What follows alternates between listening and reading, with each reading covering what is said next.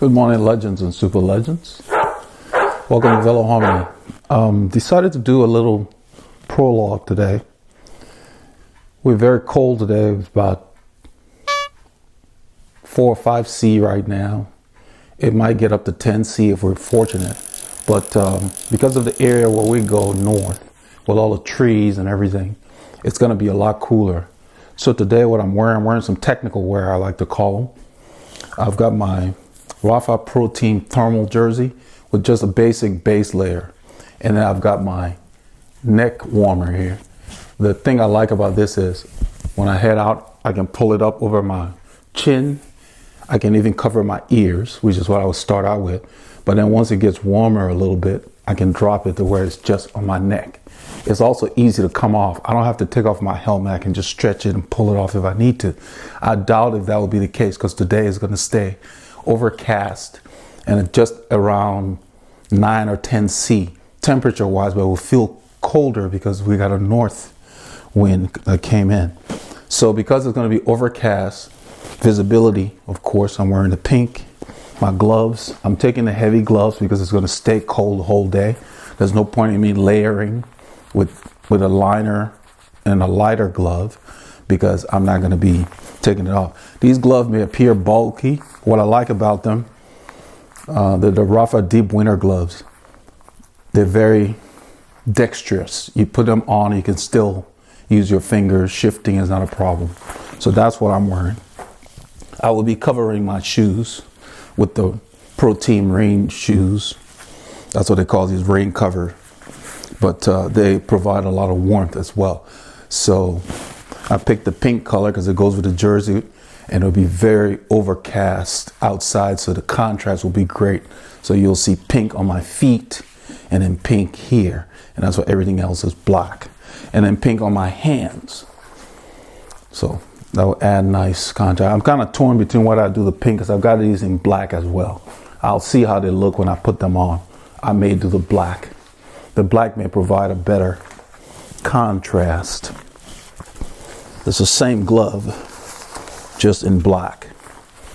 So I may just do the black because it's been raining and the roads are kind of messy. So these might get dirty easily. So I think I would just do the black. And I wanted to share with you how I make my decisions on what to wear.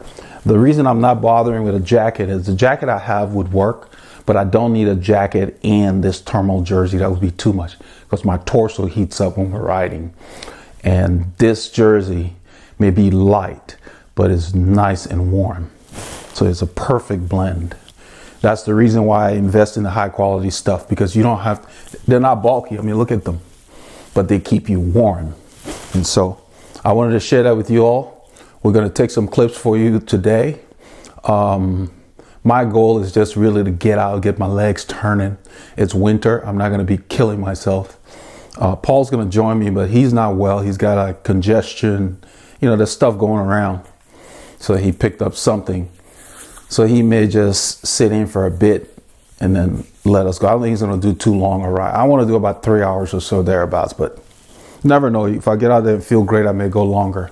But I hope you'll get a chance to get out and get some K's in. But to get ready.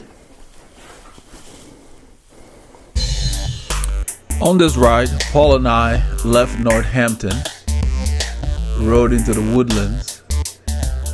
We picked up Team RR. Paul did not turn on his computer at the house. He left it off. That's why he just showed up when we met.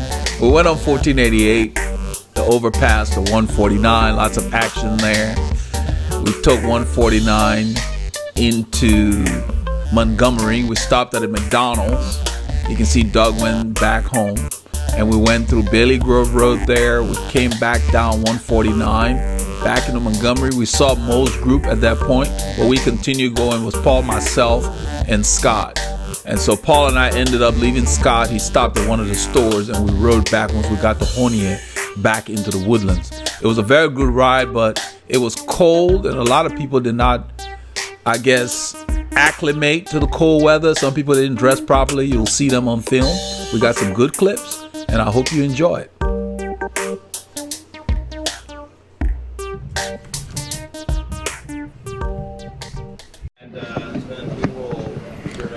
So Scott is discussing the routes.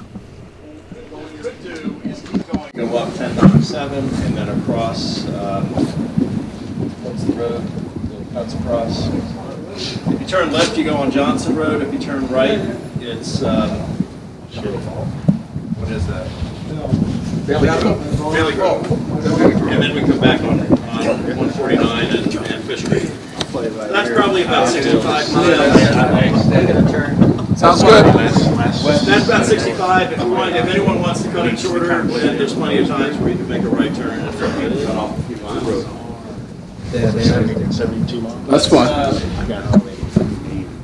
So those were the options. He laid out a 60-mile route. I guess 60 miles is probably about 90-some kilometers. But there's always one guy in every group that wants to act like he's tough. And you will see our tough guy here. And I'm using tough guy as a sarcastic remark. Because when you underdress, you're not tough. You know. And Randy quickly realizes that it's a lot colder than he had planned on. There he is. He's right behind me on the right. And you will see him come out. He would actually make a suggestion. Why don't you do this on the channel? It's out there.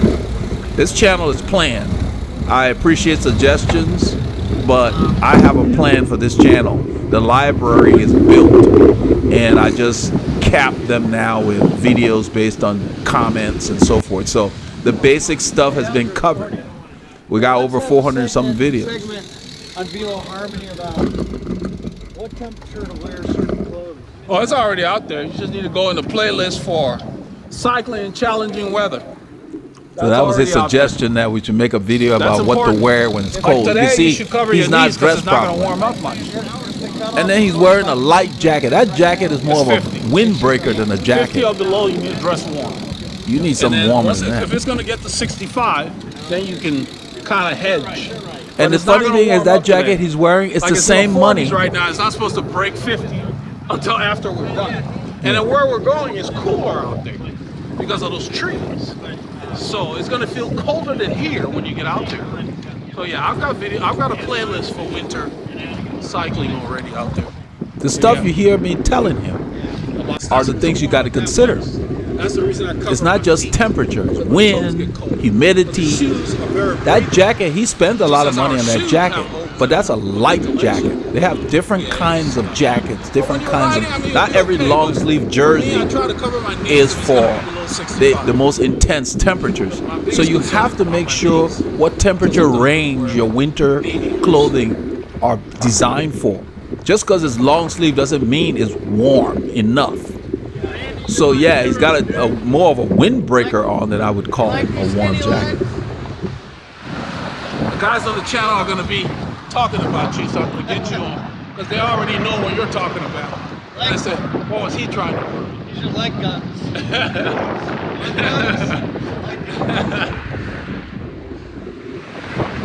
So that's our local hero. That's Randy. Yeah, it's the cutoff is really if you think the day is going to warm up to 65 or more, then yeah. 65 Fahrenheit is about 18 C. You will hear somebody call him their hero. I don't know if you get to have that on film. Exactly. Well, yeah, it won't be over 50 when we're done. So that's a cold day. Plus, out there is cooler. When you get out there with the trees, it's cooler.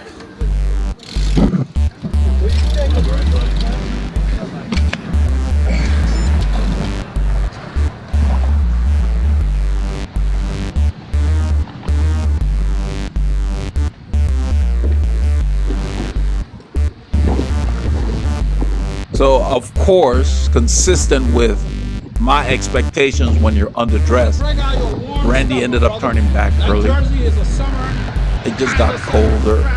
At the end of the ride, it was actually colder than when we started because another front came in.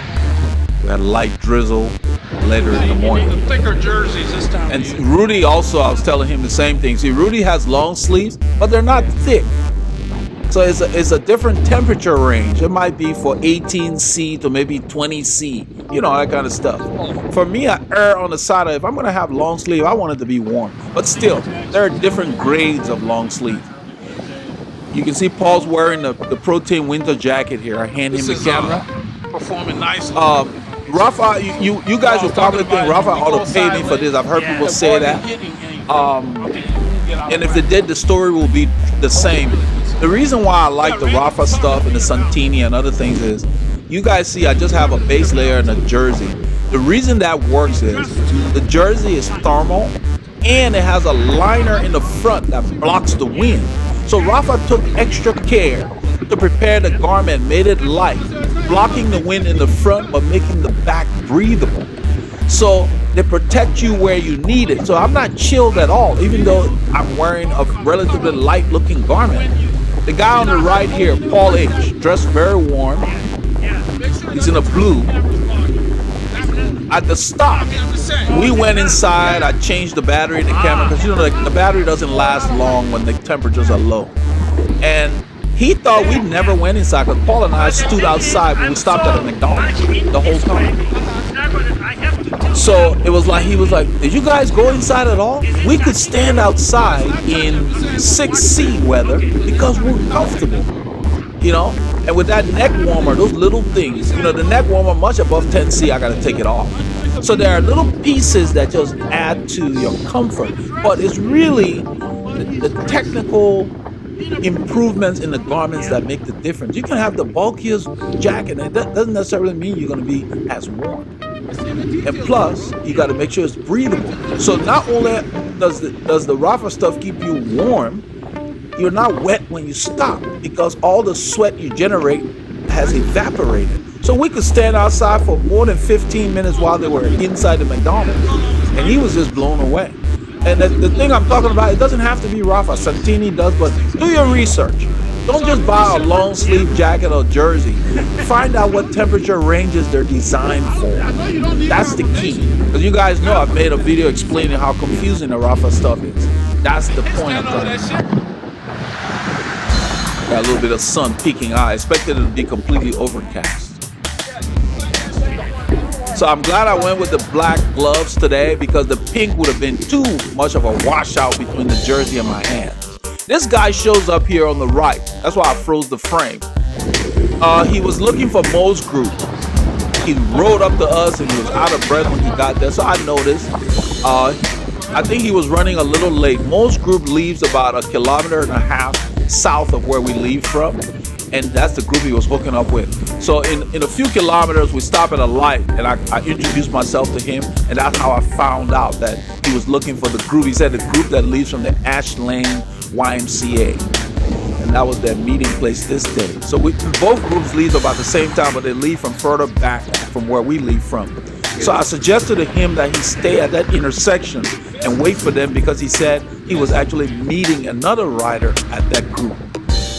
And fortunately, we confirmed that he found them because later at the end of our ride, we ran into them and I saw him in the group. So it all worked out. So it's always good to talk to the new face in the group, you know, say hi. Because if I hadn't spoken to him, he would have thought this was Mo's group.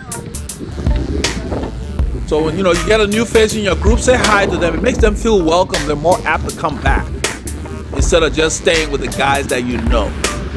Say hi to everybody. Make them feel, you know, wanted and appreciated. And I think it's nice to grow your group. Your group needs to grow. You need the lifeblood of your group. I'm looking for food back there. With those gloves on, you can't feel your gel. I'm taking a gel and I'm getting it out of my pocket. So what I do is I push it up from the bottom because when I try to find the lip of the pocket, it's difficult. I want you to watch these two guys here. Maurice on the right. Look at the guy on the left. I think his name is Doug. You see how he's rocking? Look at Maurice. Look at Maurice's back. Stable. That's the first sign that tells you someone needs a fit. The guy on the left is rocking. What that does is you're reaching for the pedal at the bottom of the stroke. It says your saddle's too high.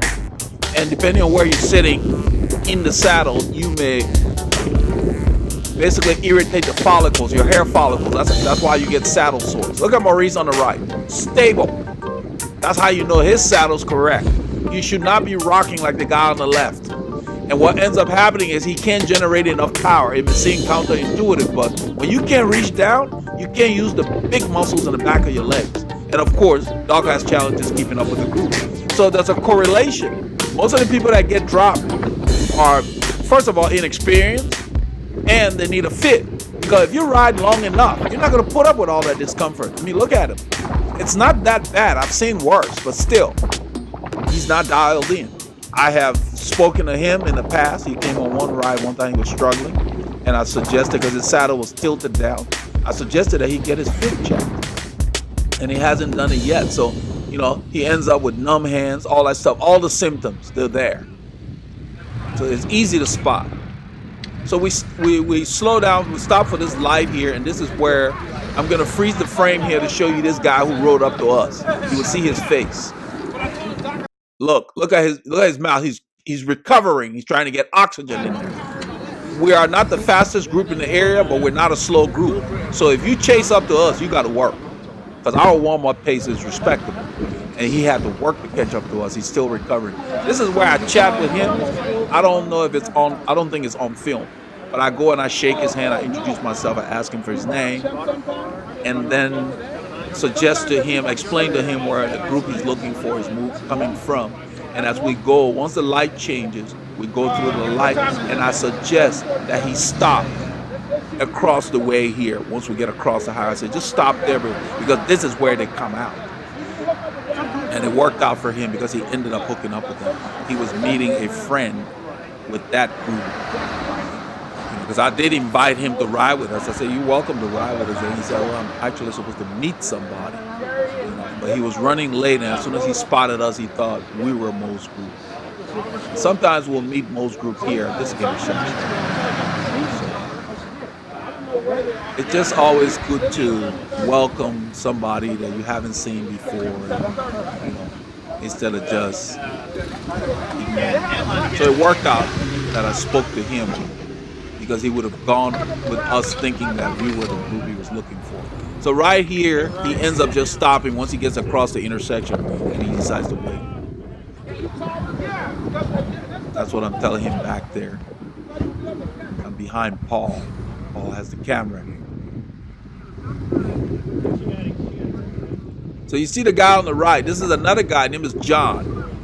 He could use a fit tweak as well, because when I look at him, he doesn't look very stable. And so the guy on the left in the red, that's Doug Shot. Doug has his hands get numb.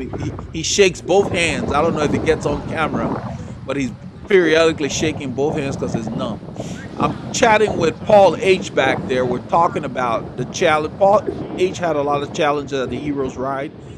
His bike fell on his leg. I think the chain or something, the chain ring must have cut him. And so he got an infection from the wound. So he's been dealing with that the last several weeks. And, you know, we had not seen him on the rides. And so that's what we're talking about. Because I was asking him, I said, "I saw you at the ride and you were going the opposite way." And so he explained that the way we started to ride so fast. And you guys remember the group broke up. And so he ended up riding alone and catching up to some other people. So he was telling me all the stuff that he'd been dealing with. So he's on antibiotics. So today he did not ride the full ride. They took a shorter route back, you know, but he did well. And that's what you have to do. If you're under the weather, don't feel like you got to ride like your healthy self. And so he's just coming back from dealing with, you know, the infection in that wound. So he's edging back up.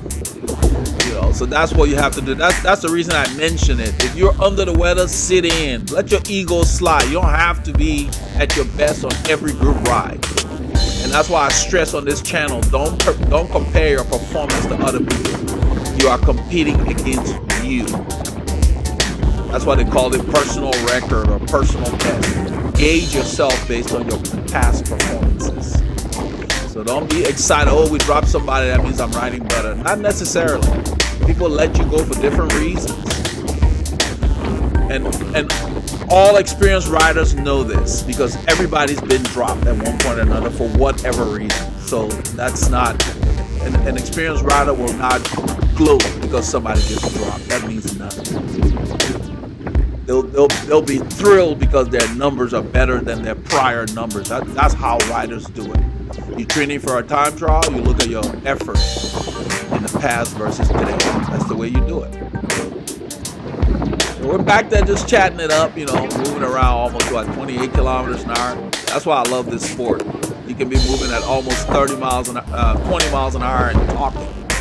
You know, so we're just visiting back there. And after we talked, then I rolled up the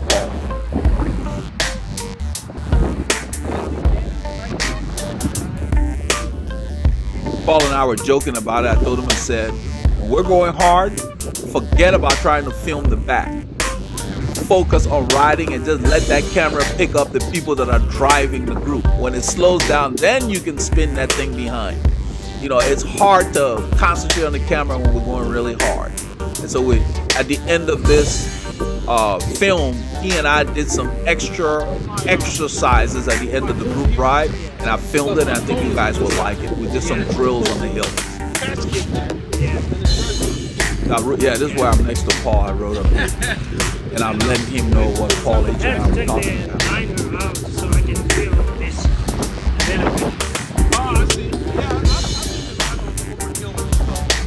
Everyone except Randy was dressed properly today, but still some of the guys were still cold. It's hard for us here in South Texas to get used to cold weather because it does not stick around very long. We might get 3 or 4 days, maybe a week of cold weather, but cold for us, it's in the morning and it warms up to like 20 C, you know, by noon or something. So you never get your blood thick enough, that's a phrase I'll use, to where you get used to the cold that sets up like in the New York area, the Missouri area, you know, the guys that are, the roads are closed for periods of time, you know, that kind of stuff. We don't get used to that. So that's why I focus on my garments, because since we don't get used to that, I don't play with this weather. So I don't want to get myself in a position to get ill because I'm underdressed. I dress to where if I have a flat tire, I can be comfortable standing Zone around. 1, Zone 2 feeling like Zone 6. There is no Zone 6 in my book. Yeah, you know. Paul and I talking about training. We're always talking staying about back with me. training. I'm like, no, something's wrong. Hey, doctor, like you rode 5 hours feeling like that? I like to talk about stuff like that because training is very complicated. And by talking with it, I actually get ideas because I don't just follow any one training regimen. I'm always inventing, like the plans that I built. I built the 8-week training plan, the 12-week training plan. I'm going to do the early season plan, and I'm going to do the in-season plan, get them out on the website.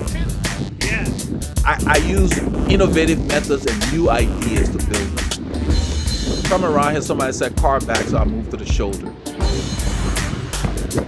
I cover my shoes when it's 10C or lower.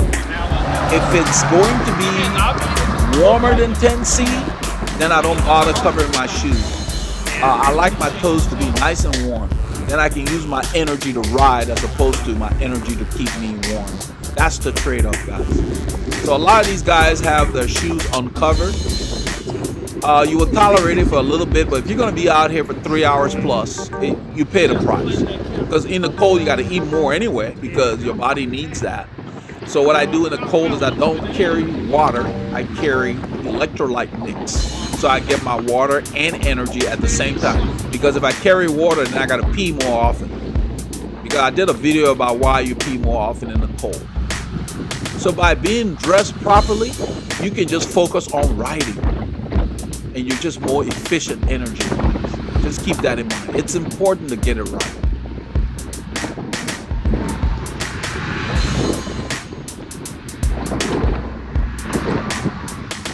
You know, there are times you'll come out and you dress a little warm. Like the day after this ride, Paul and I rode together. We did almost 4.5 hours the day after this ride. And I had similar kit. Well, I wore a different jersey, put a jacket on, then the neck warmer. Within 15 minutes in the ride, I had to take off my neck warmer because the day started at 9C, which is warmer than today. And it, you know, not that much warmer, but it made a difference. So I just took off the neck warmer and put it up, and that was the only thing I needed to modify.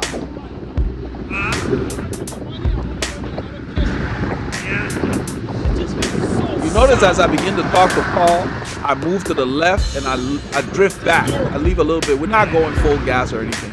So I give more room. When you're not just focusing on riding and you're chatting, give yourself a little more room so you have some room just in case something changes in front of you. So after I told him what I needed to tell him, then I moved up because it's very windy and he can't hear me very well. The wind's coming from in front and to the right. We have a northwesterly flow at this point. We never got a perfect tailwind. We had a slight section, a short area where we had somewhat of a tailwind climbing on the way back, but most of the ride, the wind was out there. That's why I said don't worry about the wind. Sometimes the wind is welcome. If I don't have hills and I'm doing hard work, I like to go into the wind so I can have the resistance and strengthen my legs. So please make sure you dress properly, study the weather, step outside. I put that stuff on before I got my shoes on. I walked outside. I put my bike outside while I was waiting for Paul before we left home. By walking outside with my kit, it confirmed I had it right. Because sometimes temperature is not enough. If it's humid in the morning, then you have to be real careful because then you can dress too warm. We get that a lot around here. It'll start out at 10C and in an hour it's 18, 19C. And that jersey would be too warm for me in those kind of conditions. That's why you have to invest a little extra time to know what the weather's doing. You don't need to study the apps all the time. Just step outside, step out your door. Usually that's good enough. Get a feel for what the humidity is. Down here, that's my main concern. If it's gonna be really cold and we got a northern floor, yeah, I dress warm. This is what I was telling Paul. I was like, when it's slow, and you saw that's what he did. We're just warming up. You can spin around. I said, but once it's on the rivet, I forget about that camera when I'm holding it. I just put it to the side and I ride.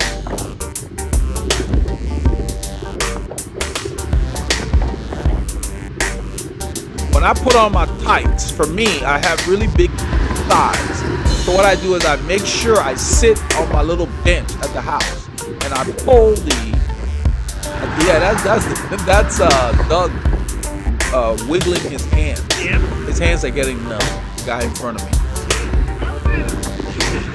But what I was saying was I sit on the bench and I pull the tights over my thighs to make sure that they come up to my hips so that the pads are up against my undersides. You don't want a gap between your pads and your sit bones because then you can have chafing and it won't be comfortable. You got to make sure your shorts are snug up against your body. And I'm sure all of you know by now, you don't need to wear underwear. Pad is your underwear.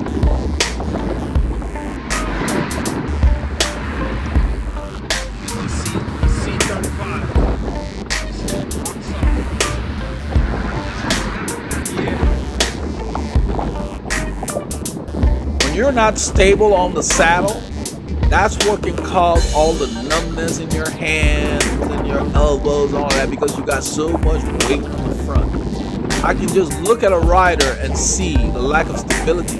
And when you're not stable in the saddle, really, you can't generate your maximum power because your stability is like an anchor point. Those of you who studied geometry, you have the fulcrum and you have the pulley. So it's like sitting in the saddle is your fulcrum. Your legs are the pulleys spinning around. That's the way you want to look at it. So a lot of people will come and say, oh, my hands are numb. And then I start talking about their saddle area.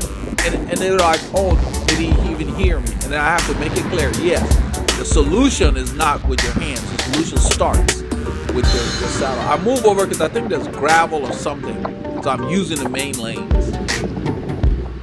I don't go through gravel because if it's thick enough, it can cause you to fall if you're not careful. Plus, there's a lot of crap in the gravel.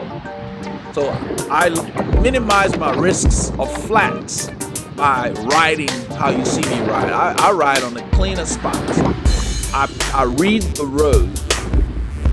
My eyes are always roving. I want to know what my tires are going over. That's important. And even when you drive your car, you need to know where your tires are going over because you don't want to run over any road hazards. That's the same logic I use on the bike.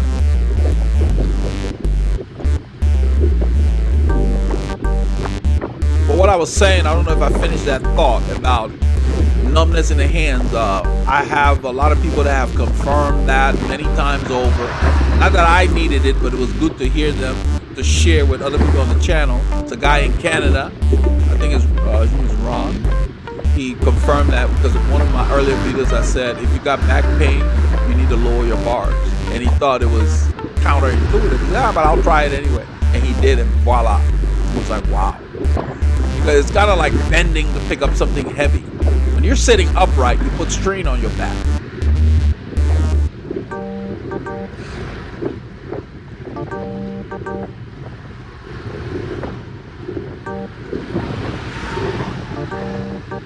And nothing I'm talking about is unusual as far as bike fit is concerned. I just don't understand why people have deviated from it. Because we're not riding a beach cruiser where you're sitting upright. A road position, you should have around a 45-degree angle of your back. It's gonna vary because all body shapes are not the same. But that's a starting point. You need to be in a position where you unweight your back and let your legs do the work. Because when you're riding a bicycle, you're lifting with your legs. You're lifting low. That takes the weight off. This guy has 3 full bottles in this weather. I don't know why. That is overkill. I have 1 bottle, and I used it for the 4 hours that we're out there without refill. That's just too much. In the summer, you need that. He's just carrying, he's got 2 bottles on the bike and 1 in his back. So I don't know, he's not thinking it through. You're not gonna drink all of that in this weather. You're not burning enough fluids to where you're gonna do that. No.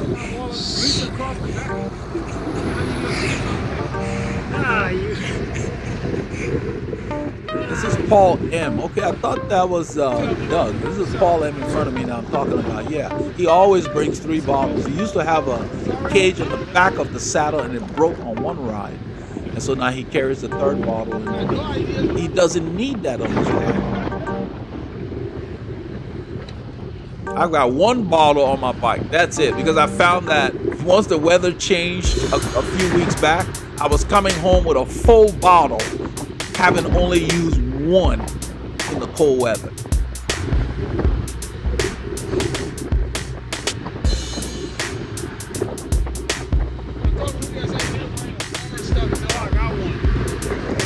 Well, since we stopped at the 2-hour mark, if you do drink more than we had planned, you can always refill. So no, it turned out the 1 bottle I carried was perfect.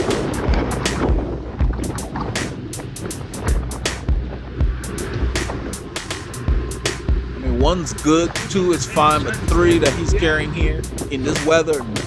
That's it. He's just gonna end up bringing that back with him.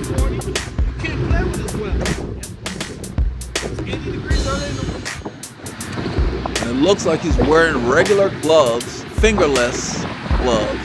Yep, it's too cold for that. I'm wearing the deep winter gloves. I hate my hands being cold. So it's those little things, you know, the shoe uncovered, the fingerless gloves. So all your little energy you should use, the body's using it to keep you at 98.6. So that takes away from your ability to ride.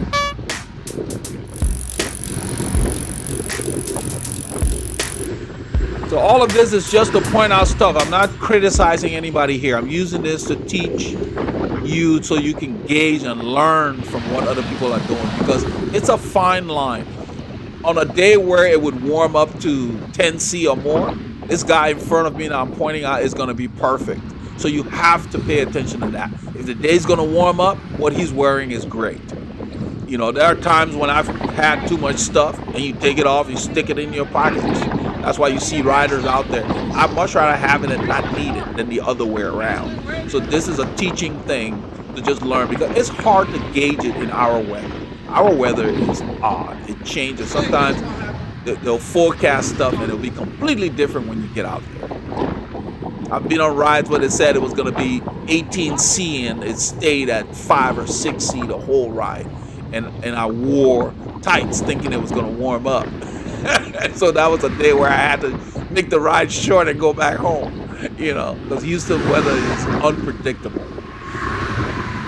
At times, especially this time of year, the fronts come and go. Even on this ride, it wasn't supposed to rain, And at the 4-hour mark thereabouts, we started getting some drizzle, and then it got colder than it should have been according to the forecast.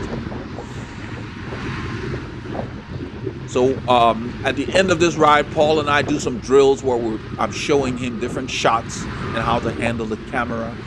I put new firmware on the gimbal to make the motors stronger, the latest firmware from Removal. And he and I discussed the things that we need to pay attention to so we don't mess with the calibrations. I'm still learning about the gimbal. I think they themselves are the manufacturer. Every time I go to that site, they got new info. So what I learned, I pass on to Paul so we can find out what's bothering the camera. So now it has the latest firmware in there, and everything has been recalibrated. And so when we had challenges on this ride, he and I discussed after the ride what happened. I sent him a screenshot of what I saw that may have been leading to that. So we're really focused on making and keeping this top notch. So as we roll here, there was a hole on the left that's been there forever. I don't know why they just don't patch it up. This is a new road.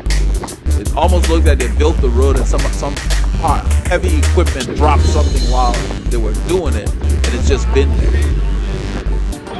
It's on the left. See this guy shaking his hand again. He's sliding forward on that saddle. I can just see it by watching the way he's sitting on it. He's not anchored. His weight is not back on the saddle.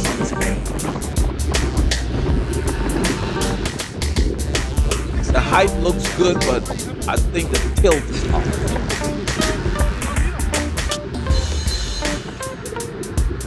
And that saddle he has, I think it's called Adamo. That's the hole he's pointing out. That's always been there from the time they built the road. To get that contractor back out here to fill that thing. What I was talking about is the saddle he has is $300 something. It's not the cost of your saddle. You don't need an expensive saddle to get a good fit. You need a saddle that fits your body. And that's a great saddle. It will work for him, but I think the setting is off. That's what I believe. And I say these things so that those of you out there who may be experiencing something similar, when you're riding, you're getting numb hands and all of that, so you can learn from this and get professional help. We do offer remote fit, which has worked great for many riders that have tried it, so you can take advantage of that. It's a lot less expensive if you're not in the area than the local fit that we offer for the local guys.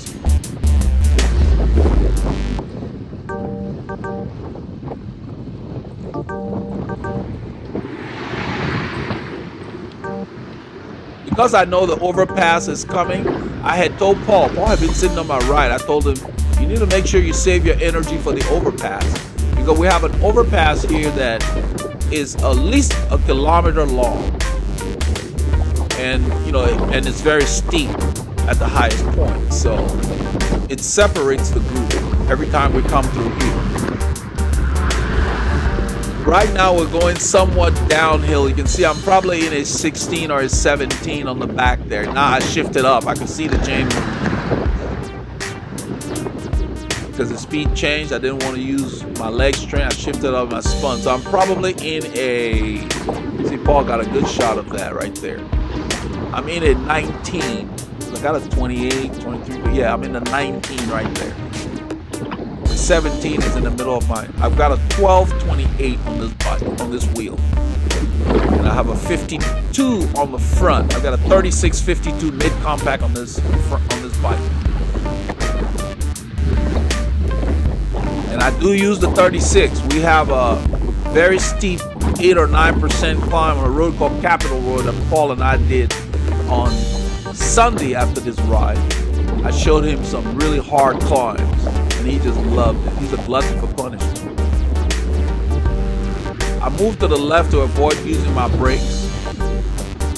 Looks like Scott pulled off. I think Scott was on the front pulling off. You always want to keep your gear somewhat light when you're behind other people so that as the speed changes, you can respond. As the French say, use the smallest possible gear for the speed you need to be moving.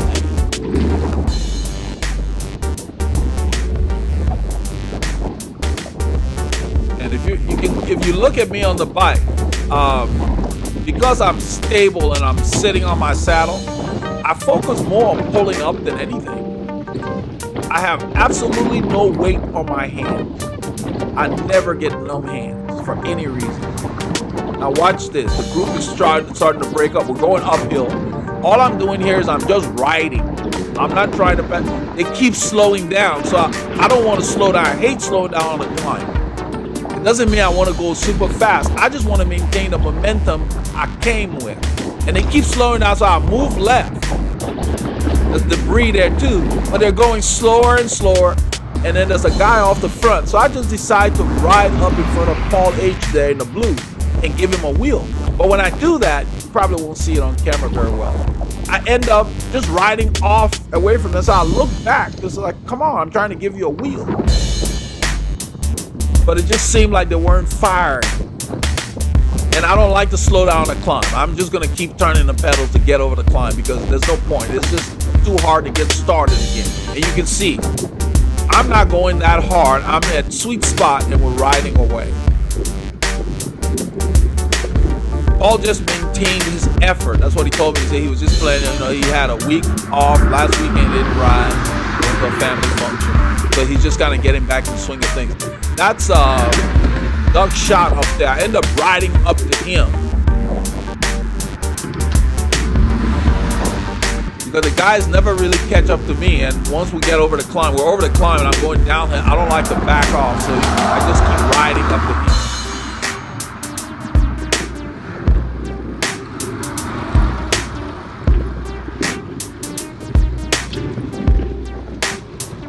This is Randy here with Paul. Randy himself needs a fit. He's all over his bike. When your bike doesn't fit you, you can't use your hips very well to control the frame. So I've already gone downhill. If you look at my speed, I'm already up. The guys are still in that little curve, the loop. I'm already up the road on the right. I'm out of camera range. I've gone around right here. You see my cadence? 118 RPMs I hit thereabouts. I went around Doug shot at this point. I'm all the way close to the red light up the road. I'm out of camera range at this point. So after we got through here, I realized that, wow, okay, I brought good legs today. I didn't do anything differently this week. I believe that whatever was affecting me, because I had a low-grade fever last weekend and I rested for 3 days. So my body was 100% today. I was back to my old self because all of that felt easy.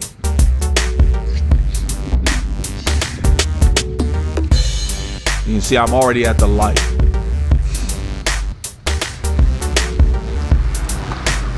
So Doug had asked me, and I was telling Paul about it, Doug had asked me about my shoe covers. He said, are they just aero or do they keep you warm? And I told him they keep me warm and dry. So I didn't put it on because of aerodynamic benefit. I have not invested in any shoe covers because of aerodynamic claims.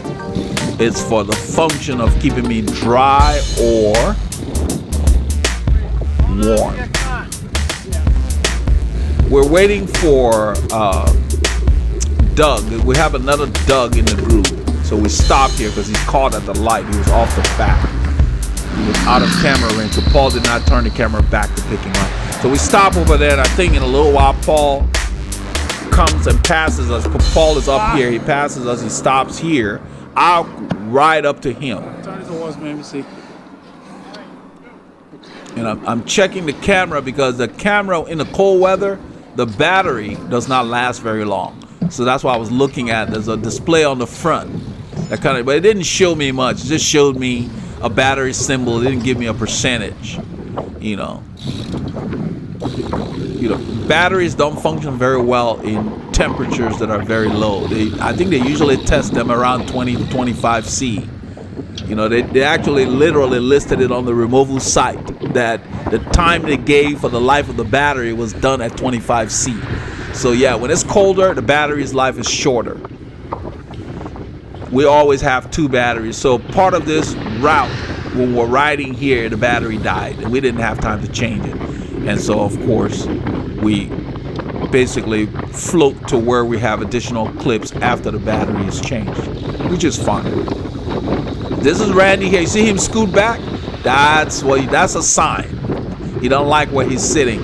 His body is telling him, I want to be back there.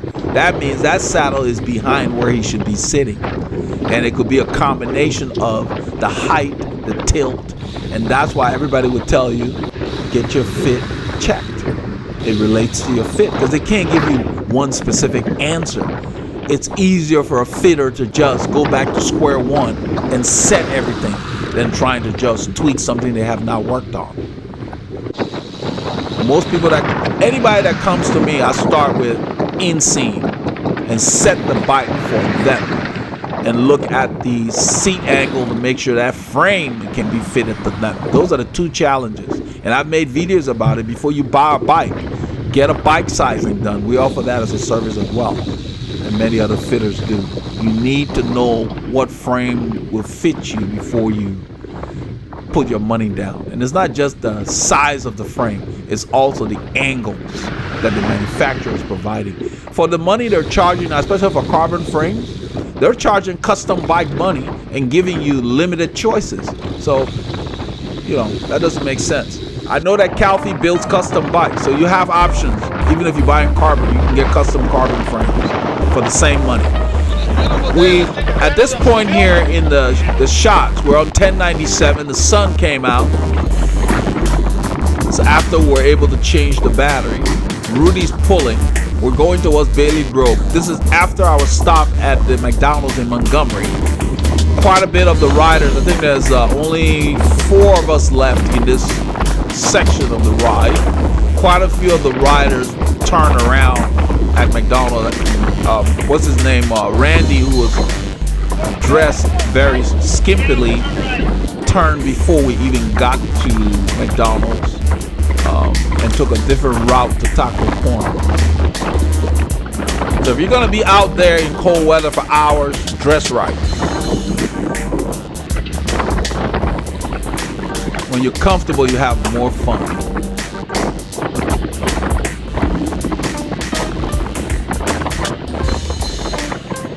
The shoe covers may look bulky, but they're not. They cover the shoe, and you basically forget they're there. I like the ones I'm wearing because they don't constrict the shoe. They don't make the shoe feel tighter. See, I'm trying to get in the pocket. I can barely feel, you see, I could not feel the top of the pocket because of the glove. So what I'm doing, I'm pushing the thing up. By pushing it up, I can just grab it. You have to do that. You can't let that stop you from eating, because if you forget to eat, you'll have to stop and eat. And then wait another 10-15 minutes before your system gets going again to be able to ride. So yeah, I make sure I eat. I'm eating for the hours to come. This is 2 hours into the ride. Figure we're halfway. I want to make sure I get fuel in there.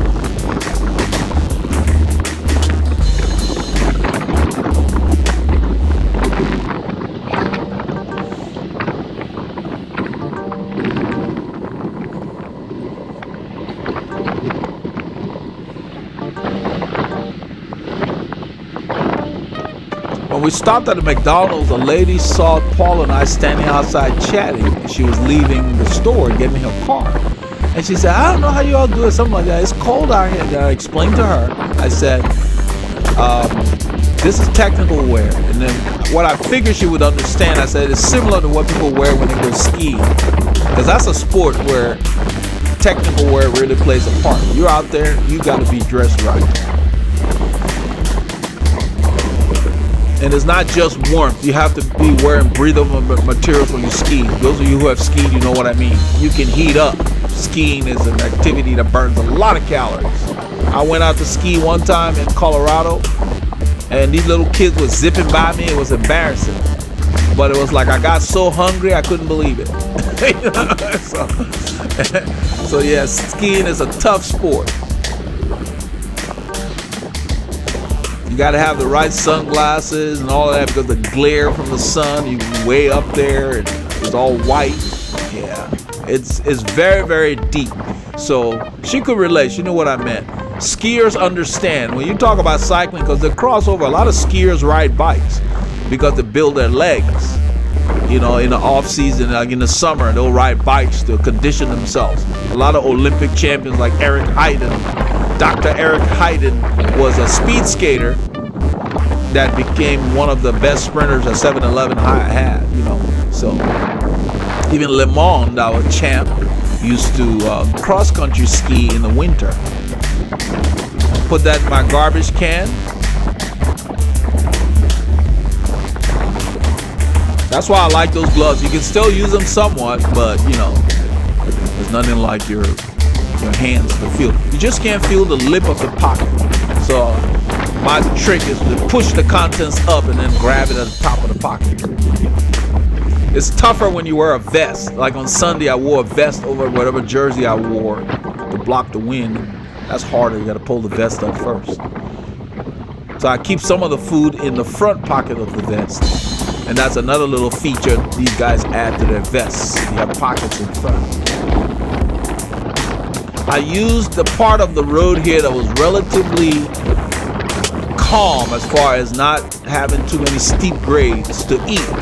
So I ate 2 granola bars in the time I've been chatting, because that package has 2 granola bars in there. On a cold ride, don't just do gels. Take stuff to eat. Take some solid food, because you need the heat from the digestion to help keep you nice and warm as well. And those granola bars tasted so good. There's something, I was pulling probably the lip of my shoe. Because when you put on the shoe covers, you gotta make sure they're lined up. It just felt weird though, so I just moved them over a bit. The tongue of the shoe, I like it to lay a certain way. So Rudy's pulling. I had pulled for a while before I turned the camera on. Paul is behind me and Scott is behind Paul. We're going towards Bailey Grove Road. We're gonna just get a few shots of it, and then I'll get the camera when we get to 149 where the climbs are. It's another rider going the opposite way. I always wave at fellow cyclists. Some of them wave back, some of them don't. I don't care. I always wave. That's just good social skills. Because that's who we are, as Matt says. Matt from GCN. I watched that video, I liked it. He said, we wave because that's who we are. We are cyclists. So on here, I tell Rudy I'm on his right. He was going to go right. I told him I'm on your right. I'm passing him on the right because the wind is on the left. He should stay left to give me shelter as I come through. Always pull off into the wind. So I told him what I was going to be doing. So as I begin to pull, then Scott comes to the front and he's rolling on his bike. Paul and I chatted about it. Kind of an inside joke. But he's carrying such a large gear for the situation here. If you look at my cadence, it's a lot more supple than his. You know, everybody rides differently. What they're doing, if it works for you, I guess it's okay. But Scott needs a fit as well. His bike is not optimized for his body. It sits too high, and his saddle is not set up to where he can really generate the power he should be. If you look at my saddle, I am sitting, when I say in the saddle, the back of the saddle is just there. I'm lightly touching it. And when you're sitting properly, you can spin. If you're sitting too far back on the saddle, you can't spin. The saddle's in the way.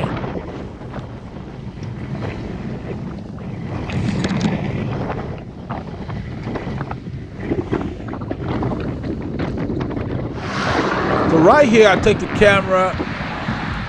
Paul handed it to me. We're on 149 where the hills are going to begin. And that was Scott drinking back there. There's Rudy. I roll past Paul here.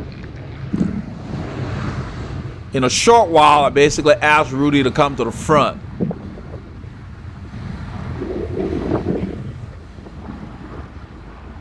And in a few kilometers, we catch up on Mo's group, Mo and Jerry and them. We don't ride with them. We just continue to ride back into town because they were stopping at a taco corner. We didn't plan to stop. We had already stopped at the McDonald's. But Rudy ended up going with them. The three of us just continue on our way.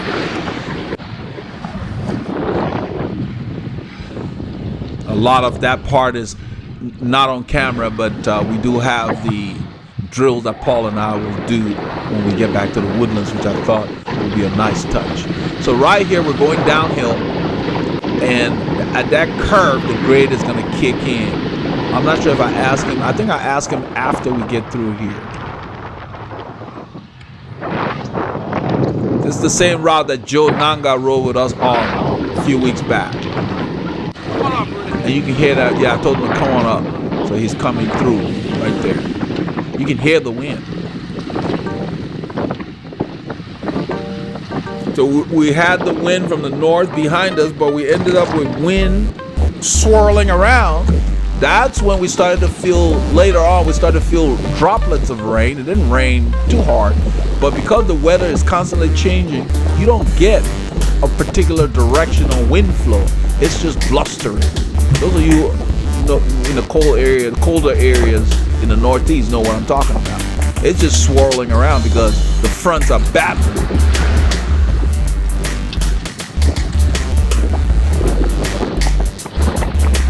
So we get a respite here as we go downhill.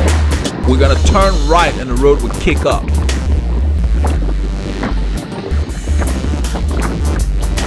Grass.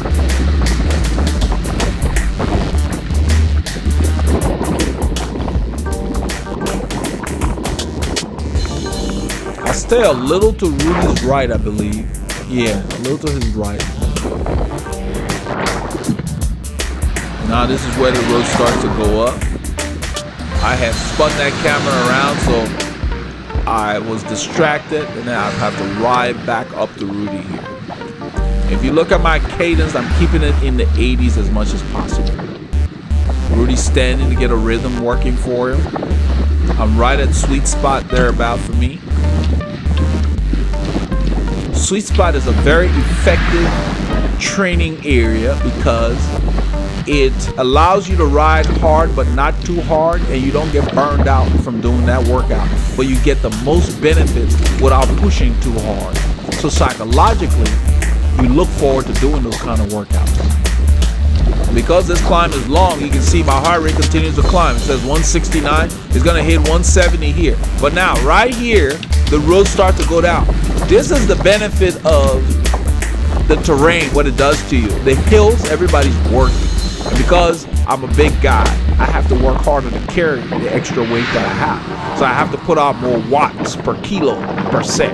But once the road levels over and gets flat, us big guys have an advantage because we can generate more power and we can displace the wind with that power. Whereas the small guys have to work harder to generate that kind of power. And you can see, we're going faster, but my heart rate is lower. My heart rate has dropped 7 beats and we're going fast because it's a different kind of riding, different terrain now. That's why training in any sport is so complicated. It's a different kind of effort on a flat road versus a climb or even into the wind. So here we are. I'm getting a benefit from the draft, going faster, using less effort because I'm sitting behind Rudy. On the climb, even though I was behind Rudy, my heart rate went up. There wasn't much of a benefit from the draft on the climb. What you get following someone on the climb is really more of a, I wouldn't call it company, but it's almost like an encouragement. They're like a pacer per se. But on the flat, look at that, my heart rate 148, and we're going fast into the wind because the wind is shifting here. So the terrain makes a difference in how you work, and that's something I will address in my upcoming video about doing threshold testing and how difficult it is. Because imagine I'm riding hard, my legs are telling me we're riding hard, but my heart is saying I'm only doing 150 beats per minute to get you the nutrients your legs need. So my heart doesn't have to work that hard here, as opposed to how hard my legs are working. It's not any easier for my legs. It's just that my internal system now does not need to pump as fast because of the terrain. I hope that's clear. Paul and I discussed this during the ride on Sunday. When the terrain is favorable for your body type, your internal system, which is your heart muscle and everything else, works less to get you the energy you need to put out the power. So you can push more here, longer. Because it's going to take more work for my heart rate to reach 170 in this terrain. You can see we're moving and we got resistance. That's why you also have to pay attention to how you feel, because by the time the heart rate catches up, sometimes it's like not applicable. The effort may be over. So really, look at that, 55 kilometers an hour, and then he coasts. So I just go past him. I don't want to slow down. You can see I had to stop briefly because he was slowing down. I just went past him. As we crest this climb, we spot other riders up the road. You can see I went past him and he drifted to the back of the group. I see the rider up there. We start to talk about who it may be. I told him, I said, it's Mo's group. I recognize the body style of Jerry. Jerry has a unique profile. I remember he's on the left there trying to make the left turn on the opposite side of the road. So Rudy comes around. He wants to ride up to catch those guys because he spotted them. I guess he knows it's them.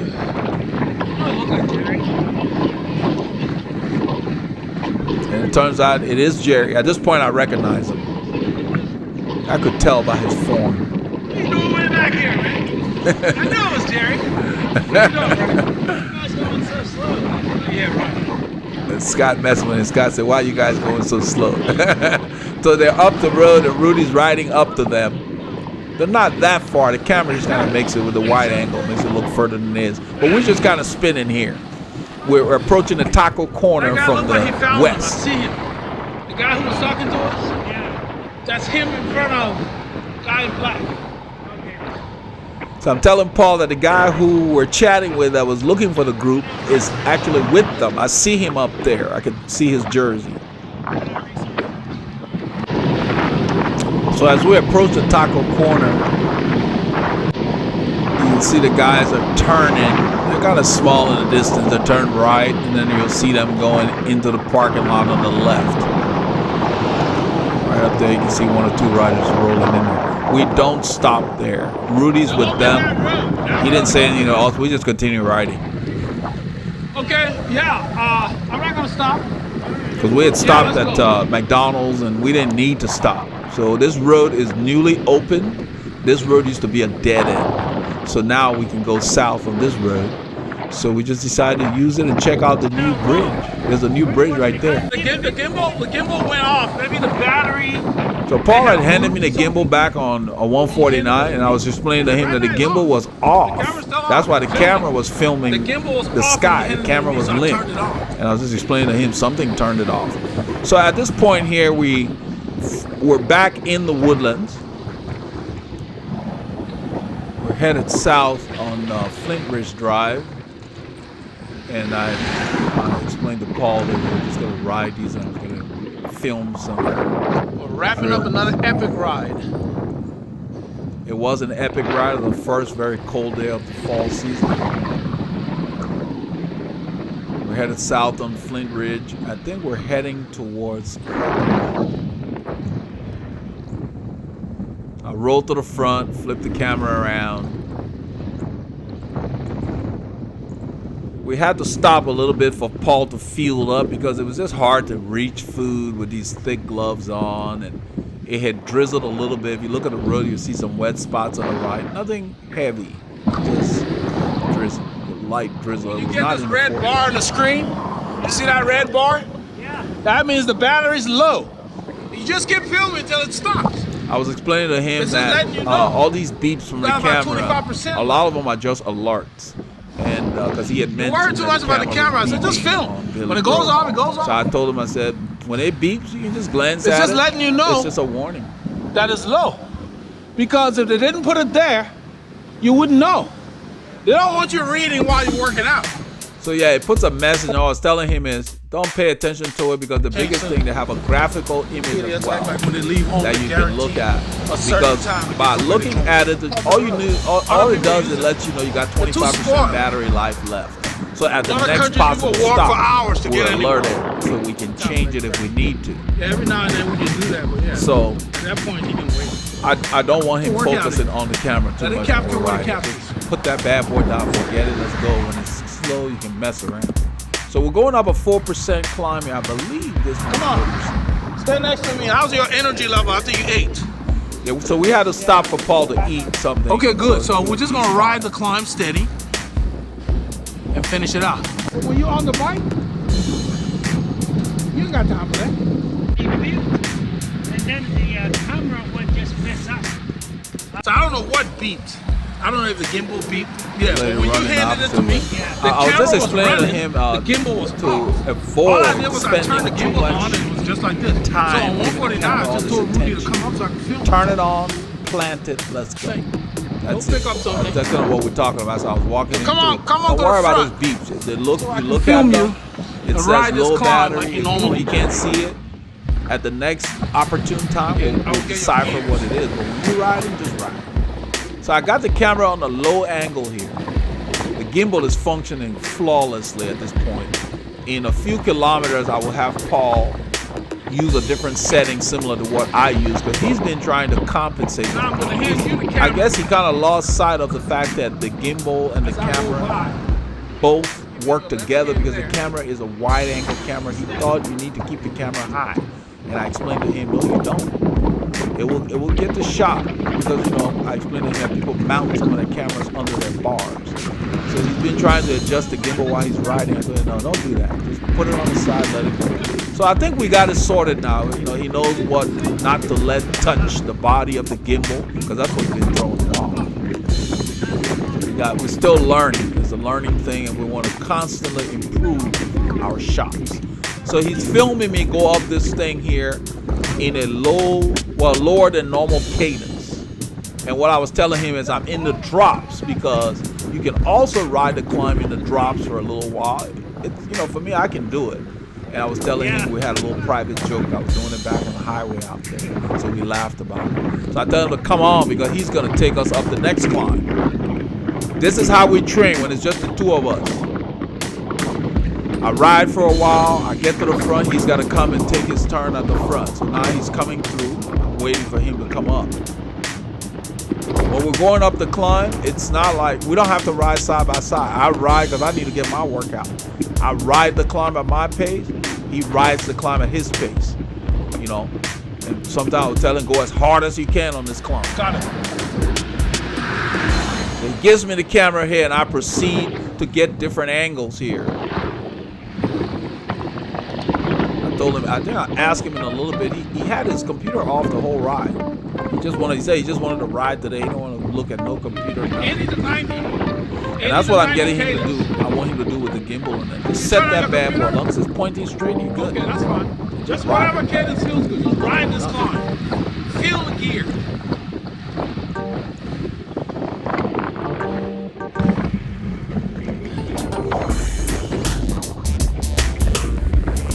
This climb is a subtle one. It might be 1.5% at the steepest point, but it's still there. Not sure why it's saying -1. Yeah, nice.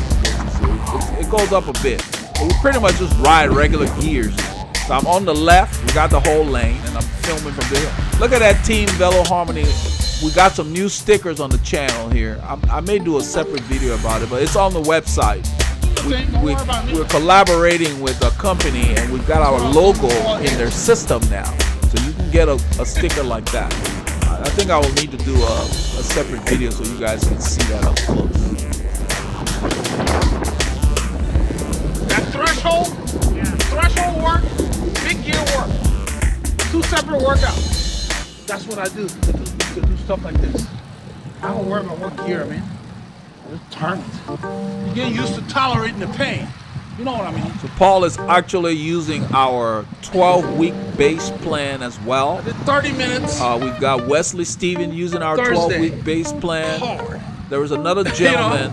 So what's 2 minutes at the front? Bought What's a our 45-second climb? 12-week Nothing. base plan as We're well. not going up the climb waiting on the guy. Like, what are you guys doing back there? Let's see if I can find him.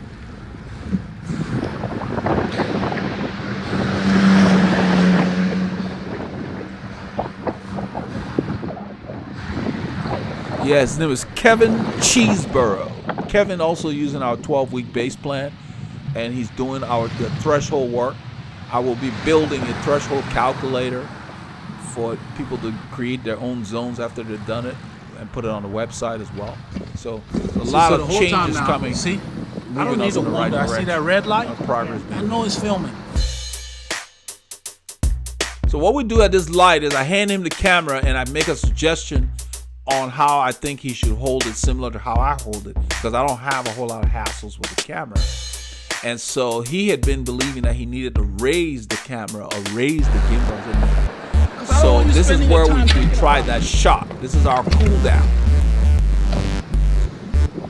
I want to get through this light, and so I roll ahead so he can see this shot. This was really done for Paul to see that. Yeah. You can hold that gimbal low and you will get the shot. So now he can see. He doesn't need to do anything. Because everything you're thinking about or doing while you're riding is taken away from you riding. That's the reason a lot of people mount their cameras, but I don't want to mount the camera, then you have one view for the whole ride. No, I like the variety. Yeah, like that. So now that's what we're talking about.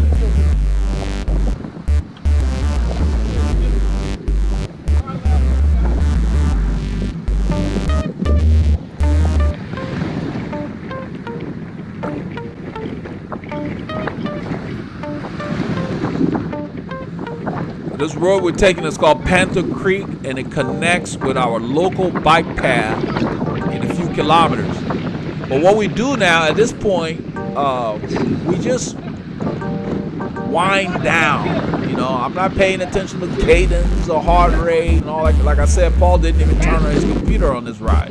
He's just riding.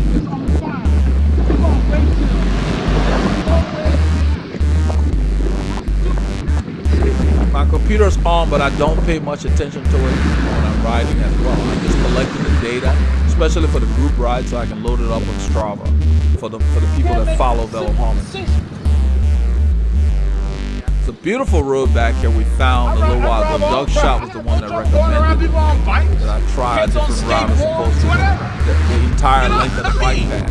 God, man. You act like it's some big deal. Sitting back there hanging back. Nothing coming.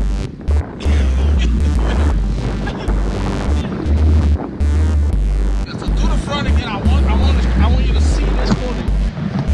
So when your ride is over, you need to give yourself another 5 or 10 minutes and just ride for the fun of it to get home. You see the pros in the races, they get on the trainer at the top of the mountain and they're spinning down. It helps clear the lactate out of your system, so the next day your legs clear. It's not as heavy, it's not as tight. So basically I'm trying to recover. At this point you're starting your recovery for Sunday's ride. We did a longer ride on Sunday, I believe. So we're about probably 15 minutes from home at this point. We're cutting through this back neighborhood that connects to a bike path. And now Paul gets to see that he doesn't need to be holding that camera any differently. It does its job, and then you can just focus on riding. That's what these shots, I had to take these shots. And so when you're cooling down, don't worry about your zone. Just ride comfortably, enjoy the bike, take in the sights, and just kind of roll with what the terrain is giving. Don't get transfixed on your computer. When I'm riding and I'm doing, say, an effort, I may hit the lap button and let it do its thing.